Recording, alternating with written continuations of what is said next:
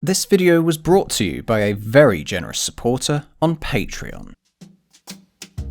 The Perfect Host is a 2010 independent film written and directed by Nick Tomnay. This was his debut film for both writing and directing a full-length feature and was filmed in just 17 days on a measly budget of $500,000. This feature was based on a short film he produced 8 years earlier titled The Host. Presumably the full-length film's title was changed as a monster movie had already been produced under that name in South Korea, and to add further confusion, there's a novel written by Stephenie Meyer with this title too. The main difference between the two movies is that the short film was produced in Sydney, Australia. Interestingly, this is also where Julia, the fictional postcard writer in the feature film, is said to be residing. Although the short film hits a lot of the same beats, it certainly isn't as convoluted story-wise, but also feels very dramatically flat and poorly paced. There are so many moments in The Perfect Host that have you on the edge of your seat with tension because it has time to induce awkward and uncomfortable sensations into the viewer, despite lacking time in production. It's hard to truly define what kind of movie The Perfect Host is. At times it's surreal and horrific, whilst also being downright hilarious. I believe this uncertainty of purpose is where the film's pros and cons lie. So let's dissect this movie and see what we can find inside. The opening sequence gives off this air of simplicity. The viewer will be familiar with this scenario. A stereotypical criminal with tats and cigs has pulled off a bank job rather successfully. Now he's just got to run to Beverly Hills. Unfortunately, the one unforeseen circumstance is his bloody shoe. Such a tiny detail would be insignificant had he not been wearing a pair of white Converse. The following scene in the shop was fantastic. The opening shot displays the intention of our main character, John Taylor, whilst insisting on the same urgency with the use of shaky cam and quick cuts. Ironically enough, another criminal comes along to ruin his escape plan, with the unfazed Asian shopkeeper practically mocking her, creating a really hilarious sequence of events. Things go from bad to worse though, as John tries to wiggle his way into this lady's house, attempting to disguise himself as a Jehovah's Witness. Him knowing absolutely nothing about that particular branch of Christianity leaves him once again to the mercy of the streets of LA. I loved that the first time we see Warwick, played by David Hyde Pierce, is in a shot of him placing down a wine glass. This comes full circle by the end of the movie when he would ask his colleague whether he prefers red or white wine. This offering of wine plays on the theme of choice that is touched upon later in the film. From Warwick's point of view, robbing a bank is merely a matter of doing it or not doing it, unable to understand that people are potentially driven to crime out of desperation. I liked the music in this build-up too, combining dramatic tension with wealthy sensibilities, the perfect introduction to Warwick in the eyes of a criminal. Pierce's performance is definitely a highlight of this film. You may recognize him from the comedy series Frasier, but I myself have never actually watched it and recognize him more for his voice role as Delbert Doppler in Treasure Planet.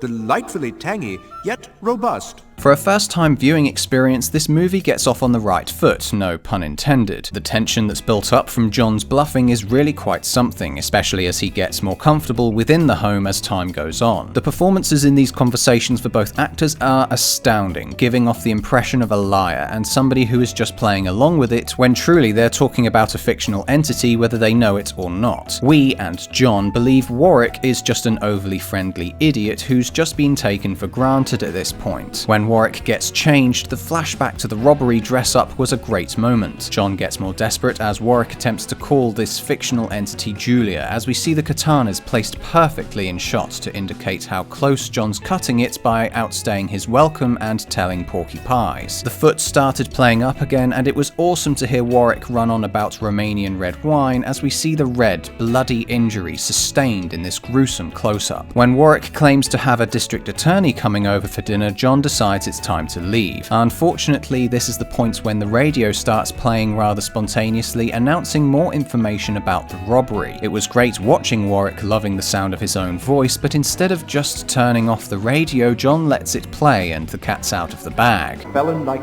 felon, fellow Hello. The delusion of being the victim gives Warwick some really humorous lines. You can't kill me, I'm having a dinner party. The shift in dynamics is beautifully illustrated by this shot of John towering over Warwick. His visible discomfort, also displayed by these close-ups on his face, induced the same feelings into the viewer. There were some really nice indicators of Warwick's insanity before it was revealed though. How he walks is just straight up weird, and his obsession with keeping the floor clean of Nasty mess. was fantastic. Even as the drugging took place, the look of disgust on Warwick's face was dread-inducing, as the tables shift and the manipulated becomes the manipulator. Unfortunately, all the intense stuff wraps up by the end of this first act, and I would have loved to have seen the solo dinner party unfold without making the insanity inherently obvious. Warwick consuming food from other people's plates, forcing wine down John's throat, and giving the audience visible party guests felt excessive and unnecessary. To see him just converse with empty chairs gave off a far more disturbing effect for me. If we're looking at moments like the dance-off or John colliding with a chair and saying, I'm sorry. I didn't see you. sure, these are pretty hilarious. However, jumping to Warwick showing his scrapbook of dinner parties or Super 8s of him cutting himself, we begin to get the impression that the intention of the movie is somewhat muddled. Throughout the first act, we have the rise and fall of our protagonist in several ways. Plowing into the second though, nothing really changes or escalates to create much drama. Sure, this muddled intention may reflect the effects of the drug Warwick has infused into his red wine, but ultimately the tension is thrown to the wind. Throughout the film, we unfortunately get these scenes with the police officer and flashbacks to times with John's girlfriend. The former scenes didn't really add much and generally confuse the narrative, whilst the flashbacks are so sloppily written. John strangely shows his girlfriend how to play chess in the bath, accompanied by this really cheesy acoustic guitar music playing underneath it all. By the end of the film, I honestly thought John had conjured up his own imaginary dinner party. This rather lush-looking flat made me question why they'd need to rob a bank if they were really well off already. This did work for the story at first, as it was seemingly trying to make a point of how ludicrously expensive American healthcare is, but sadly the execution causes the message to lose its thematic weight. We gotta get some money. No, you're not gonna steal any money. It's just not gonna happen. I've done it before. Yeah, you went to prison for it. I'm not going back. The Jehovah's Witness next door then makes a bizarre return. What sort of person is up at 2:30 in the morning drinking a cup of tea? Shouldn't you be getting your beauty sleep, lovey? To make matters worse, she just wandered onto Warwick's property, which, bear in mind, has a security system anyway, just in time for him to pull out a monster mask and hide John's face. This is enough to send the lady back on her way, and then Warwick's phone rings. Who is on the other end is evidently unimportant, because the woman comes back again with this awful, dramatic music, with Warwick just jumping back in again to drag this dreadful scene out even further. Worst of all though, is that the woman is looking right at Warwick, and then we cut to a shot of him dropping John on the floor with a considerable thud, and she's just waddling away like she didn't hear or see anything. Then we get this hilarious moment. Once and for all. Which I was laughing at, but sadly not in a good way. Every action has an equal and opposite reaction, John. After John wins chess rather conveniently, I knew his freedom was limited. So many prior escape attempts make this small victory groan-worthy, especially with the little Japanese knife being a fake. Am I supposed to be laughing at this or what? And don't get me started on the pointless scene where Warwick humps the air. I was convinced at this point that the film was just being weird for mere shock value. The next morning, the Jehovah lady is still drinking her cold cup of tea, and plot twist, John's still alive.